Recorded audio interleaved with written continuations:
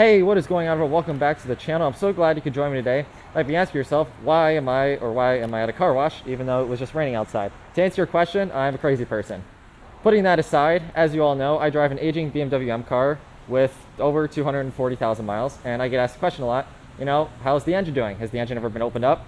And I always reply with no. I mean, unless you count an oil pan gasket, which I don't. And people always come back and they're like, how does the engine do that? It's a lot of miles and it still reads perfect compression numbers. And while a lot of it is great engine design, there are some things that you can do to keep your car in tip-top running shape, BMW M3 or not. So let's hop in the car and we're going to talk about those things today.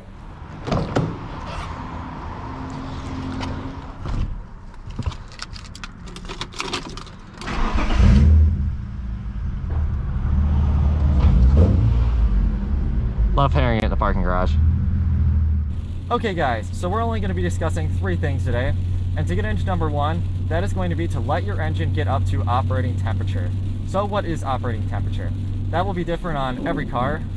Generally, once your temp needle is in the middle, that means your coolant is up to temp, and then a few minutes after that, your oil is up to temp. And it's a very important distinction because that needle does not mean your oil is up to temp. That needle is simply telling you that your coolant is up to temp, and if you turn your heat on in the vents, you're going to get heat. Your oil needs to be up to temp for a few reasons. One of which is your engine was designed to be run at operating temperature. Metal expands and contracts when it gets hot or cold. So what does that mean in application? It means that all your parts were designed with the intent to be run at 190 degrees plus, meaning that things are going to be lubricated better when it's at operating temperature, because that's how your engine's going to spend most of its life, or that's how it should spend most of its life. So what does that mean in practical use? It means that when the engine's cold, take it easy on it. Say if it's in the blue, right? I generally only rev it up to 2,000 RPM or go as most as half throttle. I'm very conservative. I would say 2,500 is probably safe, and don't go full throttle. Take it easy when it's cold. Once it kind of starts to get up, maybe you start shifting at 3 then. But it's very important to do this so that your engine has time to warm up. And another thing too is the computer has to kind of figure out what it's doing. When you first start it, it's new running condition, new temperature outside, new humidity level, right? All your parts have to kind of like figure itself out. So generally I would also say when you start it, kind of let it sit for a minute before you take off, so your ECU can kind of adjust to the surroundings and then change what the engine's doing accordingly. But what this is going to do by letting it warm up is to ensure that when you are ragging on it and beating on it, you're not doing any excessive wear to your engine, because let's face it, these engines were designed to do this. BMW engines, really any performance car engine, they were designed to be run at high RPMs, performance driving, and if you let it warm up, they can do that. But if you don't, all those parts that are designed to be run when warm, you're now stressing them out a lot more because they're not running at the proper tolerance level. Most of your engine's wear comes from improper lubrication, and one of the ways that can happen is from your tolerances not being correct, and then the oil's not getting where it's supposed to be, causing improper lubrication. Generally, to about 200,000 miles, this won't really matter, but once you start getting cars like mine at like almost 241, that distinction is going to start to be important. I don't know if any of you watch Chris Fix. He had an E46 330 track car where he made it into a Lemons race car, and that engine blew up. It spun a bearing. Why did it do that? They probably beat out when it was cold. Improper oil changes, right? This one is really big for me because I see people constantly starting their engines, and right after they start it, they mash it right to the red line, start revving it. And a lot of people don't understand how bad that is for a car. Like, it's honestly almost like 10 times as bad for it from a wear standpoint. Don't quote me on that. I'm not entirely sure. I'm not an engineer. But you are doing a lot of wear on your engine for no reason. Just let it run for 15-20 minutes and you'll be fine. If you're an E36 owner, or really any of these older BMWs, any of the M series engines, your operating temp is around 190 to 200 degrees Fahrenheit. And then if you start overheating, that first tick is 240 degrees, and then I think the red is 280 or 300. 300 plus is around like warp your head territory, and that's kind of another thing. Don't let your engine get too hot, but that one's kind of a given. So getting into number two, and that is going to be more frequent oil changes, or bare minimum, keep up on your oil changes. Don't let that car run 1,000 miles over your 5,000 mile marker. These are older cars. Yes, synthetic oil is better now, but you need to be changing it. You can't change it 10,000 miles like the new cars do. They set it at a lower RPM on the highway. They don't run as dirty. They have a lot more systems in place to keep the oil clean. So what does that translate to for you or I? Well, I performance drive my car, and I drive it pretty hard when I do drive it. I don't abuse it, but you know, it gets driven at high RPMs. I change my oil every 3,000 miles. And it comes out dirty at 3,000. So I can only imagine what it would look like if I left it in there for another 2,000. These engines will pretty much go forever, but you need to make sure they get lubricated properly. When oil gets dirty, it's no longer lubricating as well. All the additives can't get to all the parts it needs to, and then you're going to start getting more metal-metal contact. Now, I say metal-metal contact, it's on like the microscopic level, but no, over hundreds of thousands of miles, that starts to add up, and then you're going to start getting scoring on metal parts, right? So by keeping clean oil in your engine, you're going to ensure that those parts last forever. And then also, something else to consider is a lot of parts, when your oil gets dirty, you're going to start clogging things up, clogging up oil passages.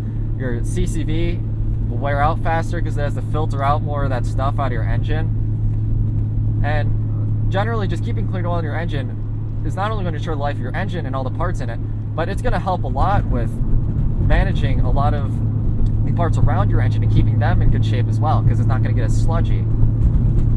Now, if you bought an engine that is sludgy, something you can do to help when you first buy it is run seafoam through the crankcase. That will clean out a lot of the sludge. I've already done that in this car, and I can tell you that stuff works. It really works. But if you buy a car new, say, or one of these older cars that's been taken care of, just change your oil every 3,000 miles and it'll last a really long time. This is something I don't see people doing enough. I mean, I think a lot of people don't really care as much about oil changes. They just assume, it's fine, I'll run it for another 500 miles.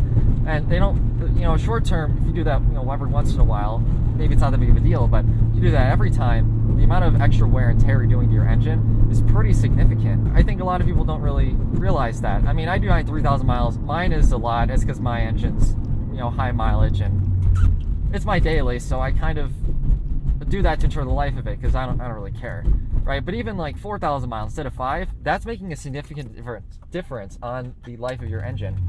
That extra 1,000 miles is what's doing the most wear out of all 5. So it doesn't have to be 3,000 like mine, even just 4. Like you're still doing well. And bare minimum, at least do it every 5. But for these older cars, I think that it needs to be done sooner, because now a lot of your parts aren't working properly. The engine can't keep itself as clean as well. And I mean, you sit at a pretty high RPM on the highway. I mean, right now I'm going speed up to 55. I mean, I'm sitting at like 2,300, right? 80 miles an hour, sitting at 3,500. That's a lot of RPM, right? Back in the day, speed limits weren't as high. So 5,000 was when the engine was spinning at like maybe this on the highway, right? Not 3,500 or 4,000 if you're going 90. So changing the oil sooner can just kind of help make sure that everything stays clean, your engine stays in good shape. So getting into number 3, and this is going to be the last thing, and that is going to be to not let check engine lights stand. Now, I know what you guys are going to say. I let a check engine light stand for a while.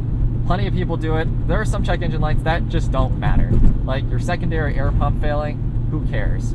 It's emission. The only thing it's doing is regulating emissions within like the first minute of startup, right? That doesn't really matter. But there are some things that do matter. Say your mass airflow sensor is bad, right? Your engine's running like crap. Over time, essentially when your mass airflow sensor fails, the engine is now just defaulting to a rich setting, because running rich is safer than running lean. So your engine is going to start running super rich and dumping a bunch of fuel down. Over time, that's going to start to clog things. And it's not really good for your engine. You're also losing performance, so even from that front, it's not very good. Or if like a spark plug goes bad, you let it misfire. Over time, these things will do more wear and tear on your engine, because you're putting more stress on it that it doesn't need to deal with in a normal operating condition. I think I finally got the check engine light off on mine, but I still smell some fuel when I started. So I'm probably going to go ahead and smoke test it, check for vacuum leaks. Just something you can do on a semi-regular basis and kind of just check up on the health of your engine. But really, anytime that check engine light comes on, you should just check it, see what it is. It might be important, it might not be. But you certainly don't want to have something important fail and then leave it failing for a while, because then that prevents your engine from doing what it's supposed to do, and now has to compensate and run in a worse way, which over time is going to start wearing on parts around it because it's more stress on all those parts. From the factory, they've given you the ideal operating conditions with everything working for your engine's longevity. Now, I know that's not always 100% true, but most of the time it is. You know, not getting into tuning and everything. Generally, your engine was designed to be run how it was designed to be run from the factory. So by making sure that the check engine light is not on at any given point, everything is in good operating condition. And I don't mean just pulling the bulb out. So I know this one was going to be a shorter one. I just kind of wanted to highlight those three things. Those are all three things that I do. Changing my oil sooner, make sure it warms up, and then checking on the health of your engine whenever check engine light comes on or you hear a funny sound. Really, it's not overly complicated to keep one of these cars running forever, but there are things that you can do to help keep it in good running shape and keep it going for years to come, especially for someone like me that likes to take care of their stuff and keep it for a long time. It's going to be really helpful. So if you enjoyed this video, make sure to like, comment down below what you think. What things do you do to keep your engine running forever? And don't forget to subscribe. I upload every Sunday and sometimes Wednesdays and Fridays. But without saying anything else, I will see you guys in the next one.